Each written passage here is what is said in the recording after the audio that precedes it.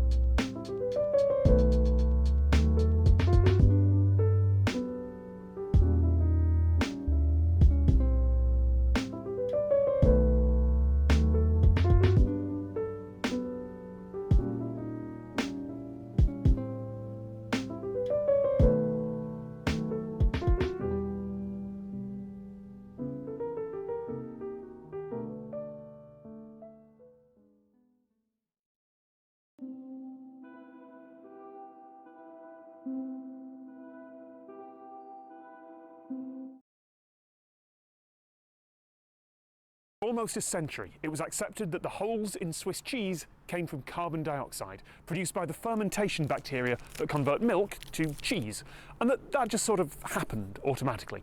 That's written in countless articles, it's what's all over the internet, and it's almost true.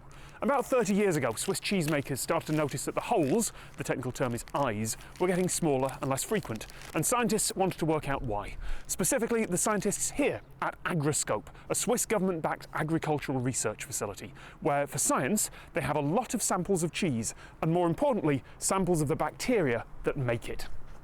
It's skim milk and about 1 to 5 billion cells, lactic acid bacteria per milliliter. They have a shelf life of about 10 to 14 days, so all year round, every week, the cultures are freshly made and sent to our customers. We are a research station, we have our collection of strains, but we are also a producer for these cultures. We have the genomes of almost all the bacteria that we have in the collection here, and we know what parts of the genome are responsible for some effects on the cheese. From the beginning of the 20th century, the microbiologists went to the different dairies all over Switzerland and took the cheese and different products like whey or the natural whey cultures and isolated bacteria from there. At that time, each cheese dairy had its own culture to produce its own cheese, and each one of these cultures was the result of decades or centuries of evolution, of selection. Many of these dairies had to close down, or they switched to the commercial starter cultures, and these bacteria that made up their cultures would have disappeared if they hadn't been collected. So the collection still expands. We have around 15,000 isolates. All the strains of our collection are frozen at -80 degrees. And for the most important ones, we also freeze-dry them. Each strain that we store here has a backup on another site. So each cheese has its own unique bacterial culture, stored in the archive back there and regularly produced in these bioreactors.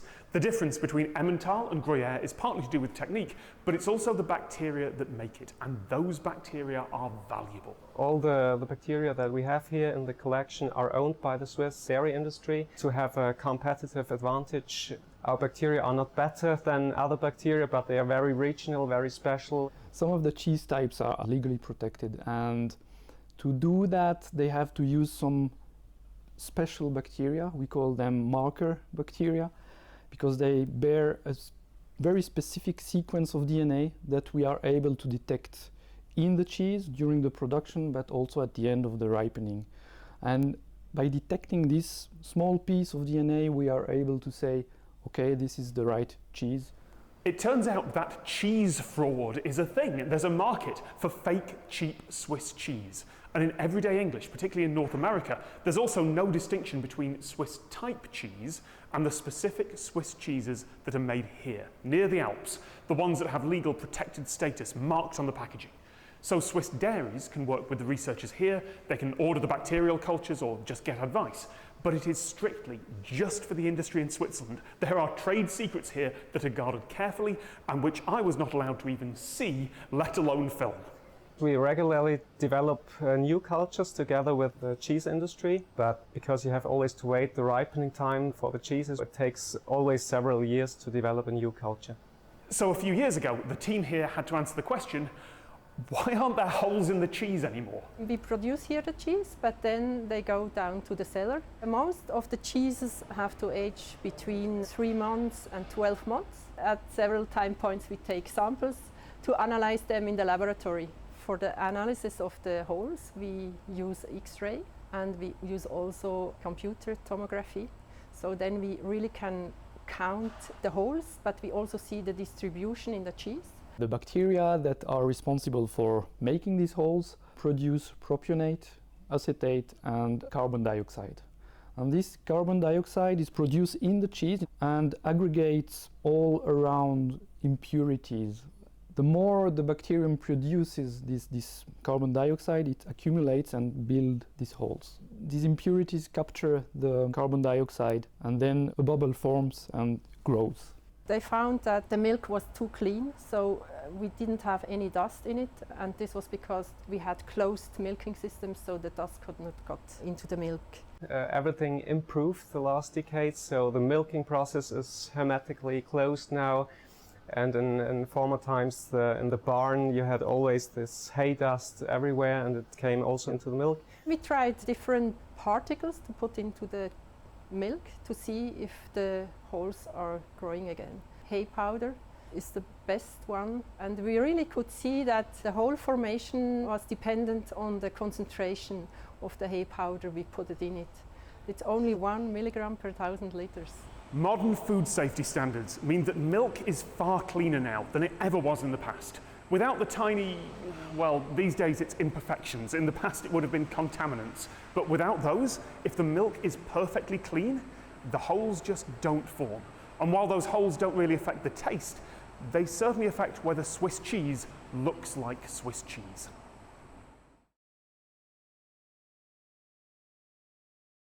Metal is about as close to magic as this metal.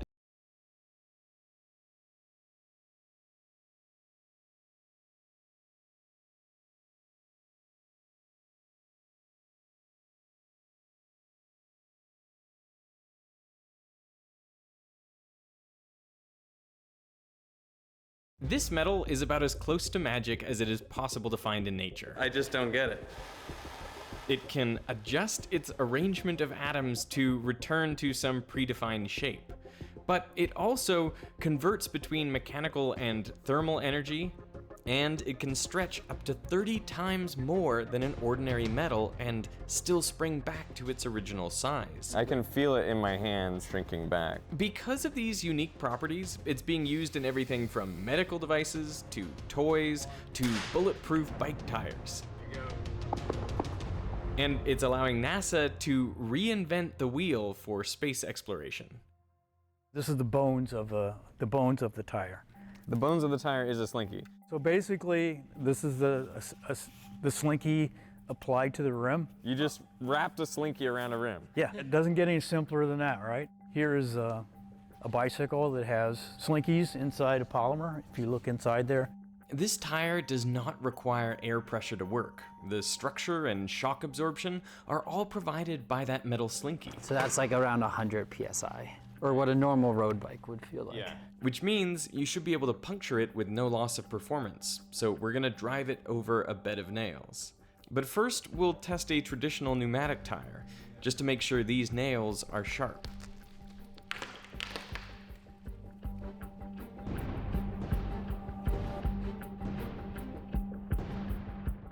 Another puncture, another flat tire.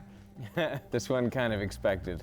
So now I'm going to put these airless tires to the test, driving over the same bed of nails. Here we go.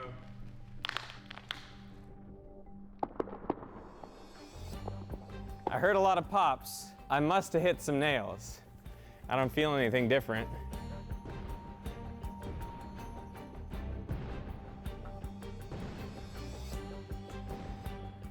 Still rides well. I'm gonna get up some speed.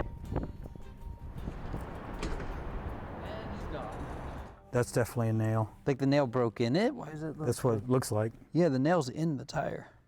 We're now gonna try to shoot a bullet into the tire and see what happens. 3, 2, 1.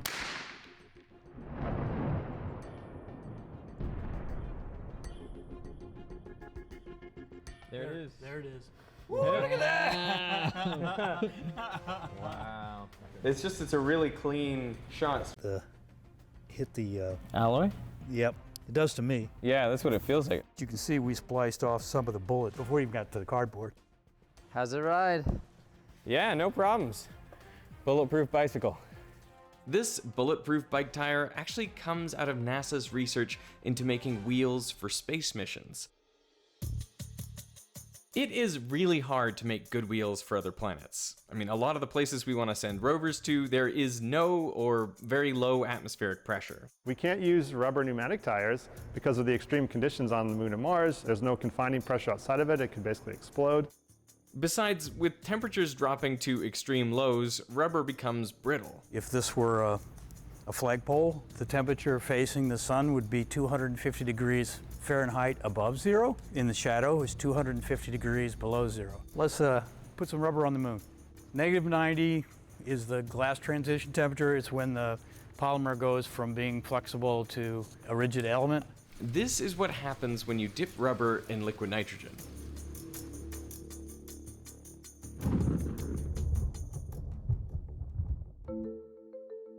That's why you can't send rubber to the moon.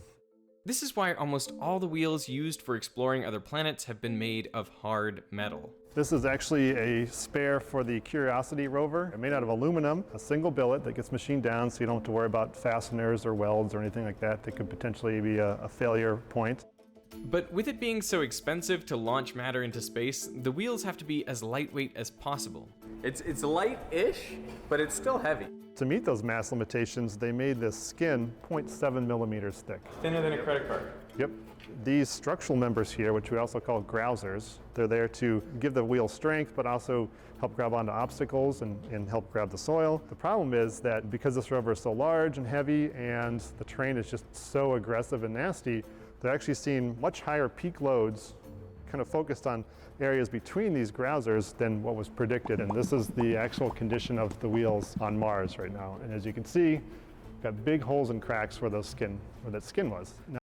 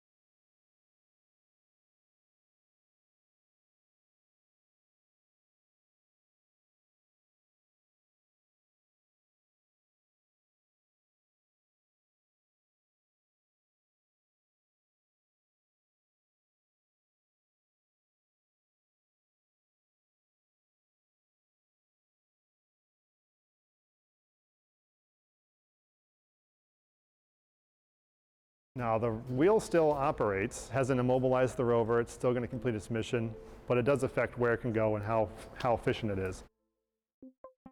When you apply a force to a material, that is known as a stress. And what you're really doing is tugging on all the atoms inside the object. And as a result, their spacing changes a little bit, and so the material deforms. For example, if you pull on an object, it will get slightly longer. And the per unit change in length is called strain. Now, for most materials under low stresses, strain is directly proportional to the stress applied. I mean, the more you stress it, the more it stretches. And the material is elastic. If you remove the stress, the object goes back to its original size. So no atoms have moved around and no bonds have been broken or formed. You've just made them flex when you applied that stress. But if the stress applied exceeds the yield strength of the material, well, then the strain is so great that the atoms can't maintain their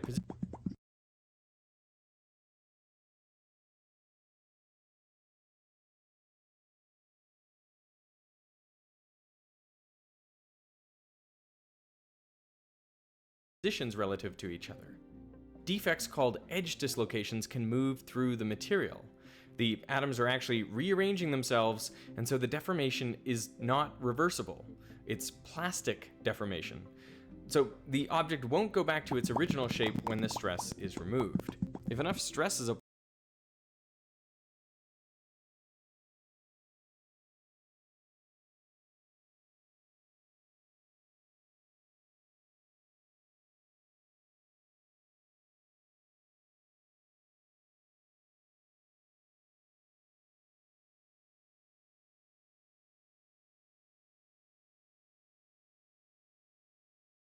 applied, the material can completely fracture. In the worst case scenario, this results in holes like in the Mars rover wheels, which reduce their performance and ultimately could jeopardize the mission. Ordinary metals can withstand a strain of only around 0.3 to 0.8% elastically. Any more than that, and they undergo plastic deformation, so they won't return to their original shape. Ultimately, they could even fracture. All right? Yeah, and you kinked it too. Kinked it and stretched it. And that's why every component of a space vehicle is designed never to stretch more than that 0.3 to 0.8%. But that's a significant limitation. There is a different type of wheel that NASA has tried in space, which are those on the Apollo Lunar Roving Vehicle, or LRV.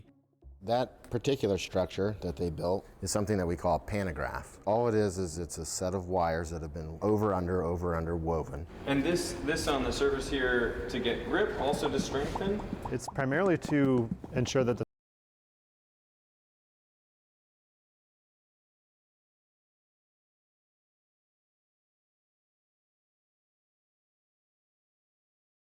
tire does not sink into the ground. So they did some studies with these tread strips to figure out it does not sink.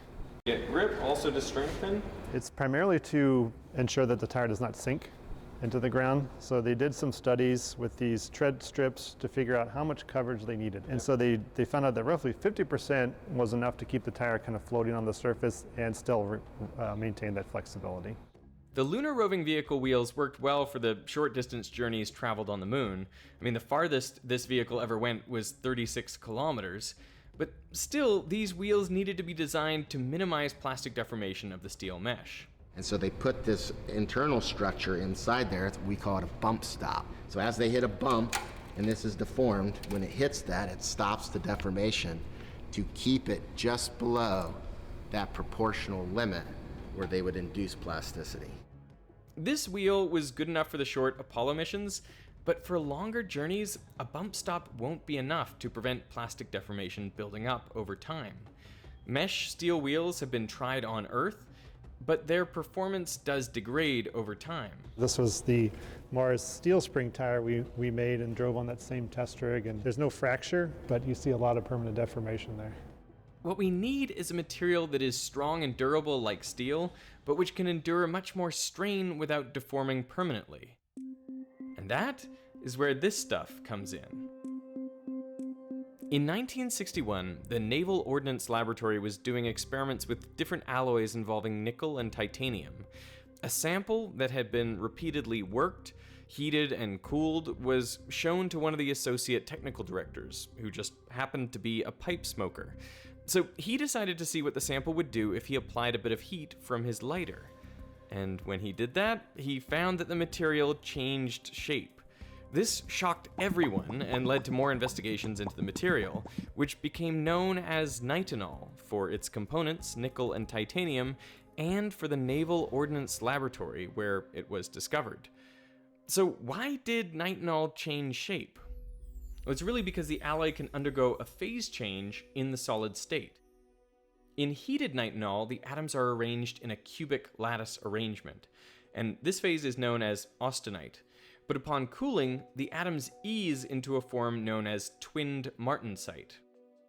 It's a messier, lower symmetry arrangement of the atoms.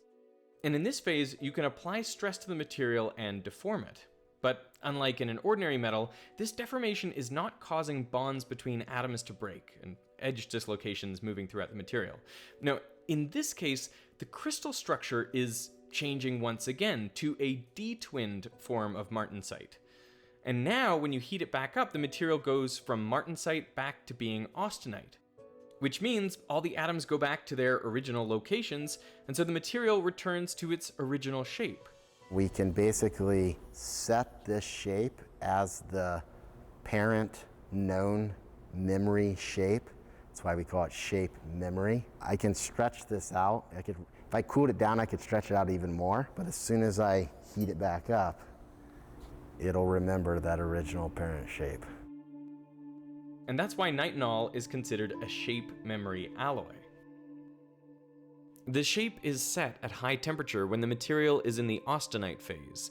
Then, as the material is cooled down, it undergoes a phase transition into twinned martensite. If stress is now applied to the material in this phase, it can be extensively deformed by changing the crystal structure into detwinned martensite. When the stress is released, most of that deformation remains. But when the sample is heated, the atoms return to the austenite phase, which returns the material to its original shape. It's like you're barely in the water. No, and it's it just... as fast as you can conduct heat to it or get heat away from it. Whoa. I mean, that's cool. This is the property of nitinol that most people are aware of, and one that makes it useful for a lot of applications. So that's a stint. They slightly cool these down right below to martensite, and then they crush it or elongate it. So you can see it gets real thin. And then they put in a catheter, and that catheter goes through the body to the place where they want to deploy the stent. And then upon deploying it, it bounces right back, increasing that outer diameter and opening that artery. Nitinol is absolutely perfect for that. Shape memory alloys can actually generate significant forces when they're heated, which means they can also be used as actuators. You're going to see a huge amount of force and stress build up in the wire, which we can see with here, which how much it's pulling. 6 pounds, 7. You can really see it contracting there. 13, 15, 16, 17, 20 pounds. Oh, it's lifting it. That's about 90 newtons of force. Scientists have even used shape memory alloys to fracture a rock. Shape memory alloys are being investigated for use in aviation. I made a video before about vortex generators, which are these little fins that stick up out of the wing of a plane to trip the airflow into turbulence. This is important for takeoff and landing, to keep the flow attached to the wing so you don't stall. But when you're up at cruise and you don't need those vortices being generated, you want these to stow because they're a drag penalty. As the plane just climbs from takeoff to cruise, we go from some temperature on the ground to something close to minus 50, minus 60 C at cruise. The alloy is designed in between those so that we can just take advantage of the ambient temperature change that happens in the environment. When we cool this one down, no controller, no operator, it autonomously stows flat. The temperature at which the material transitions between austenite and martensite can be tuned to be anywhere between minus 150 to positive 350 degrees Celsius. This is done by changing the ratio of the elements and using different heat treatments. And then as that would heat back up, coming into landing,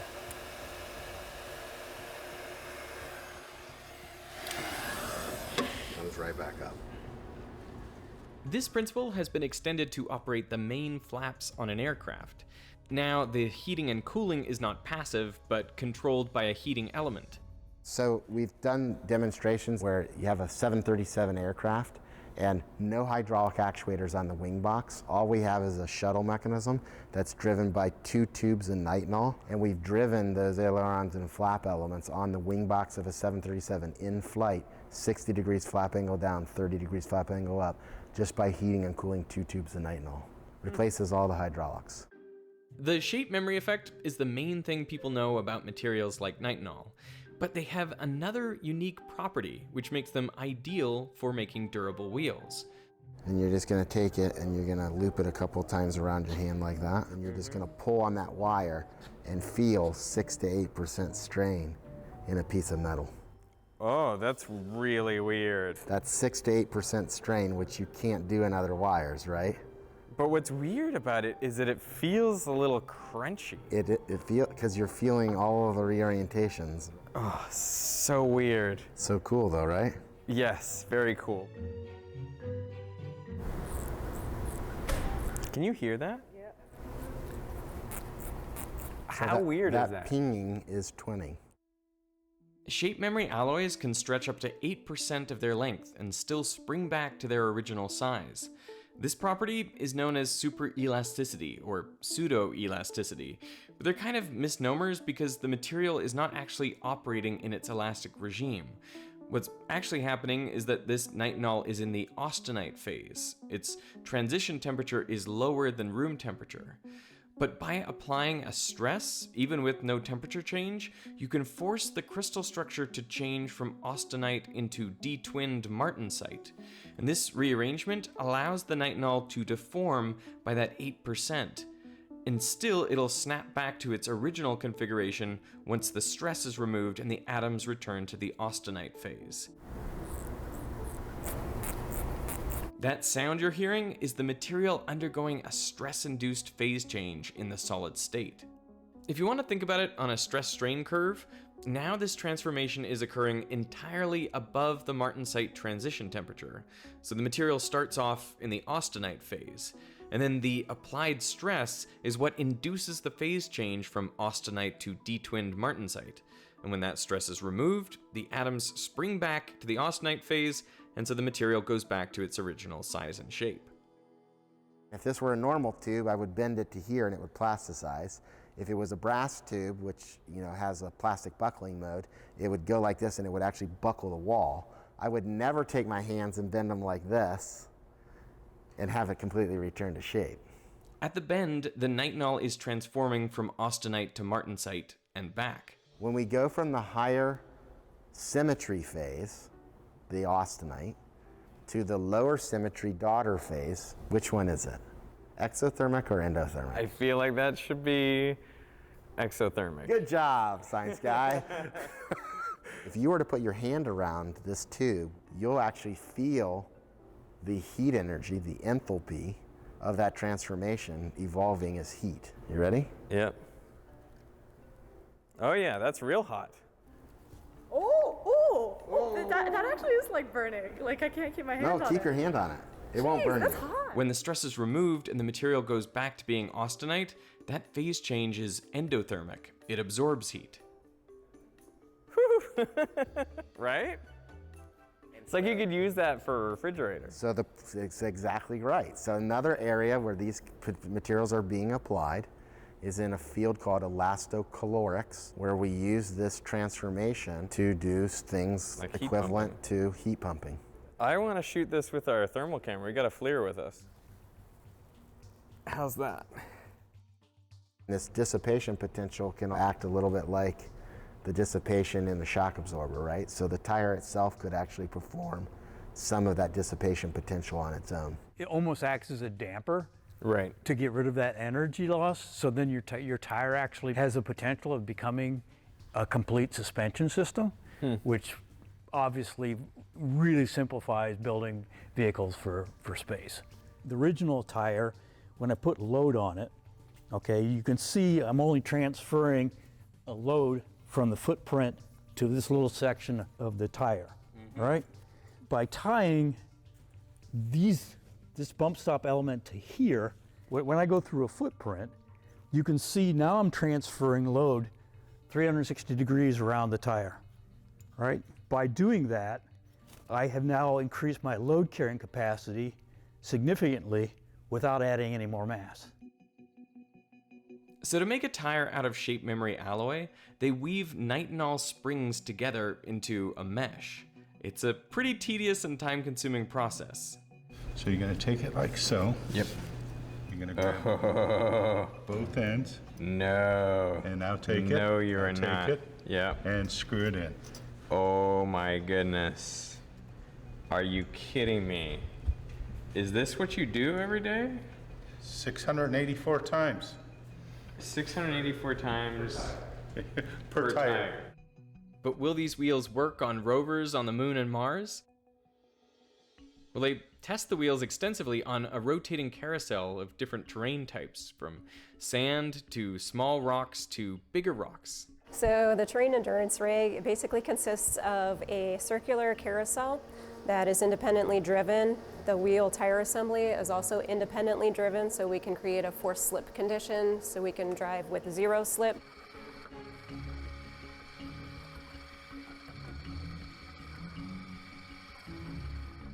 And this is about how slow a Mars rover would be traveling. Average speed is about 6.7 centimeters per second. That's a nominal speed. They don't go too fast. All right, I'm gonna go walk on simulated moon regolith. It looks like beach, and it feels like beach. This side is meant to simulate the surface of the moon, and this side is meant to be the surface of Mars. It is very sinky sand. Wheel is rolling along, hits a rock, and am I pushing into it, or do I want to get it on top? I'd say get on top and just put all your body weight onto it. That's basically my full weight on it. The shape memory alloy is strong enough to support the weight of a vehicle or vehicle and crew, but it's also incredibly flexible, so it can deform up to 8% without being permanently damaged. And that's what's needed for long space missions. So that's a pretty good amount of deformation, right? That's a great amount of deformation. And still not beyond 8%. It's so gooey. It's just walking back to the car after the beach. Tricky for a rover, right? But these tires won't just be for space. They're also looking at terrestrial applications.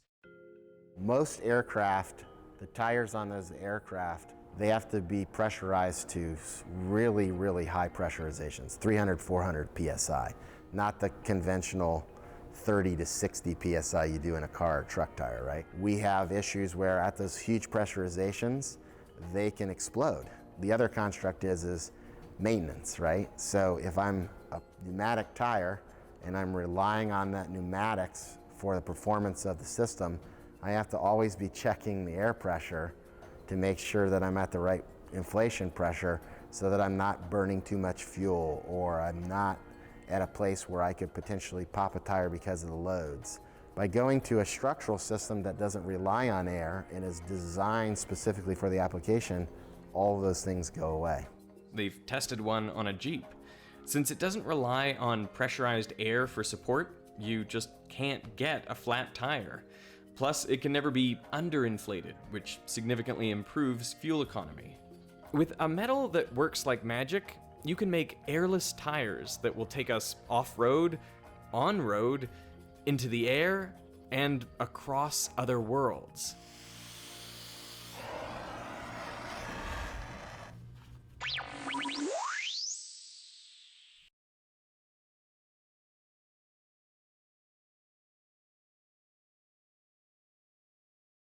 And so our goal was a natural.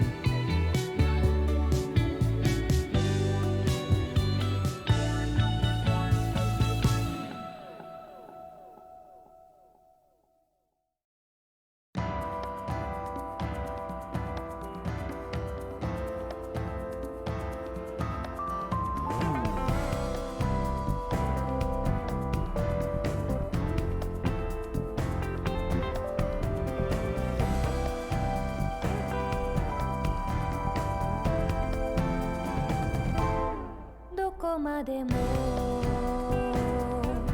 続くなだらかな白い波を泣きたくて目を覚まし砂浜へと走るあの夏が切なさを残して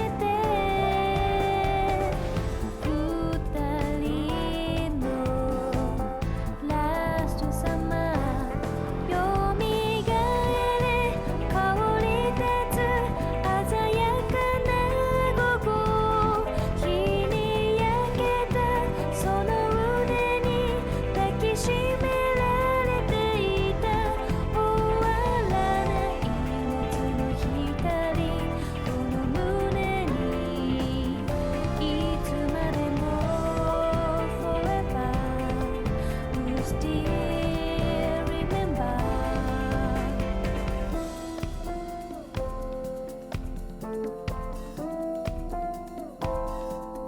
夜明け前見せる一面の青い世界思い出が波になりここにたどり着く失った夢の日々抱きしめ二人のラストサマー頬に風受け走る岬への道口づけを交わしたら夕日に染められた遊びたいの二人を乗せ加速したいつまでも Forever You still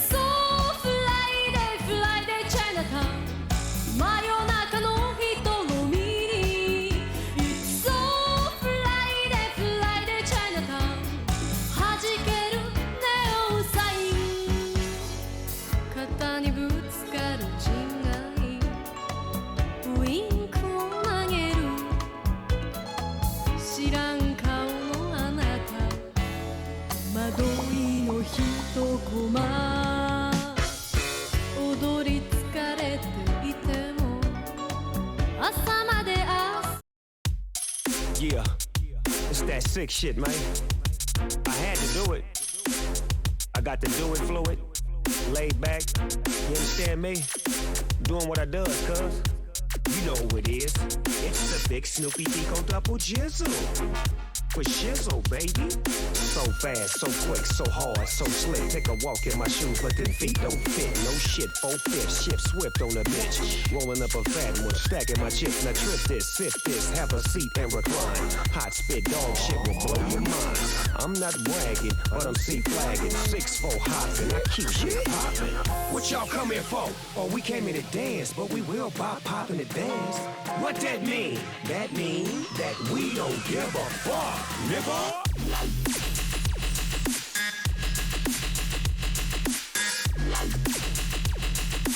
We don't give a fuck, nigga.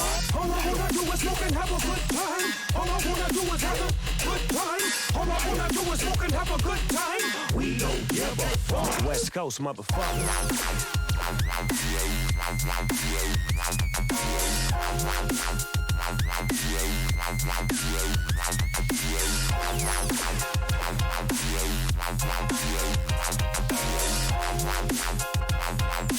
We don't give a fuck, nigga. Hands up, now twist your fingers. On the set, mama raised the banger. Every hood do the same stuff until they came up. When they name up with a bunch of hard heads like Baby Papa, Warren G and Lil Hab did. Rectified, don't run up on a nigga or your neck will fly. Back in your lap, click, clack, get back. Back. What y'all come here for? Oh, we came here to dance, but we will pop in advance. What that mean? That mean that we don't give a fuck, nigga.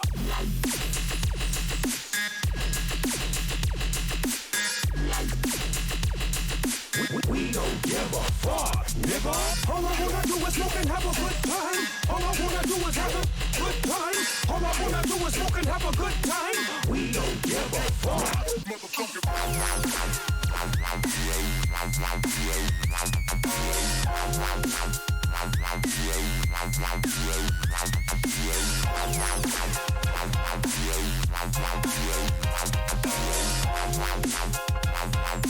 We don't give a fuck, nigga. Yeah. You hear that sick shit? I had to do it. It's the S to the N, double O-P. You know the rest. West Coast, motherfucker.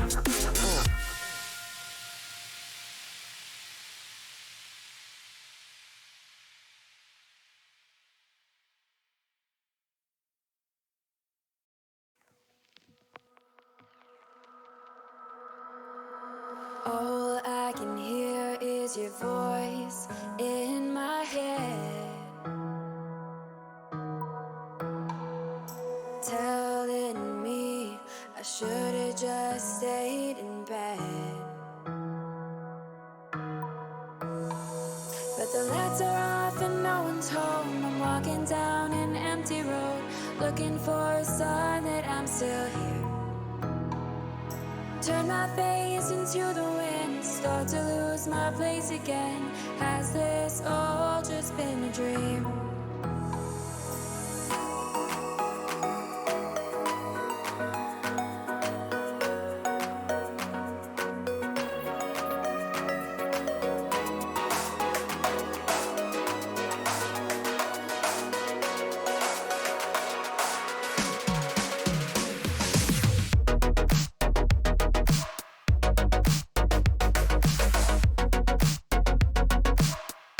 First time that I'm still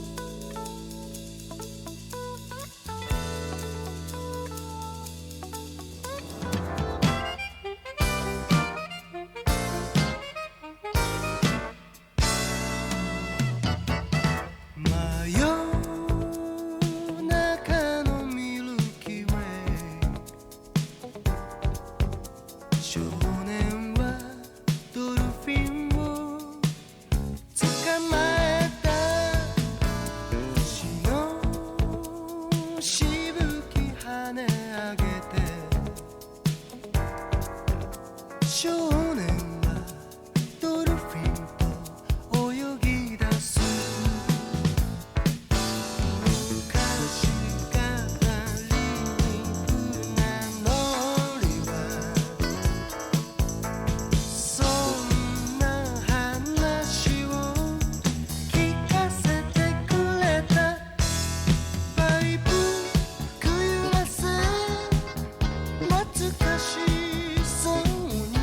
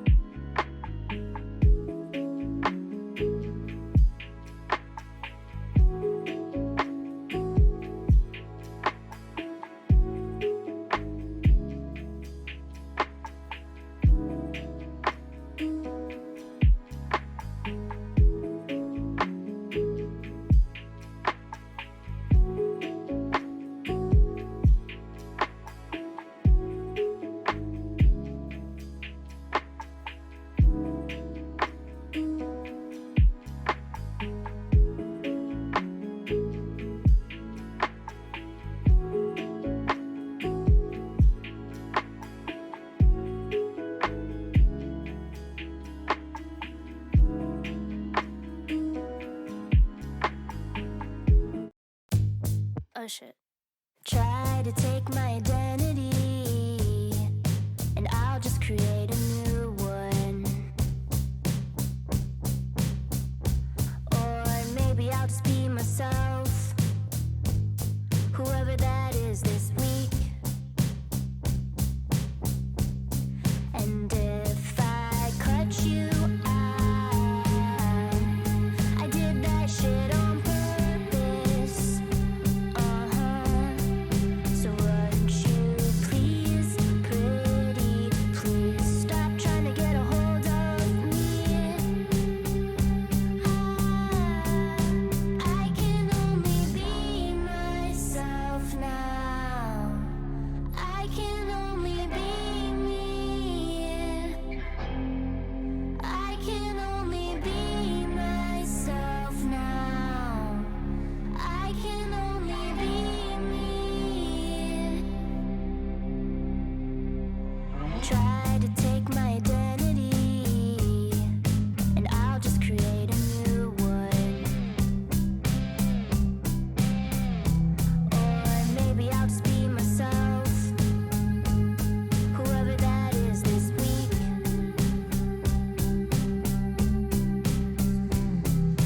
What you looking at? It's safe when what's we're saying got everybody saying, what you waiting for? I can only be myself now. I can only be me.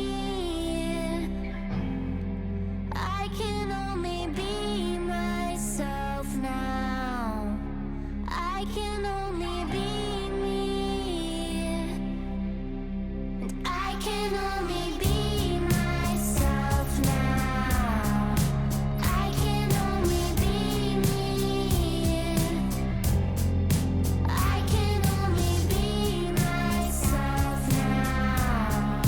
I can only be me. Who said it isn't make-believe when you can make yourself believe anything? Who said it wasn't meant to be if I can't be without you anyway?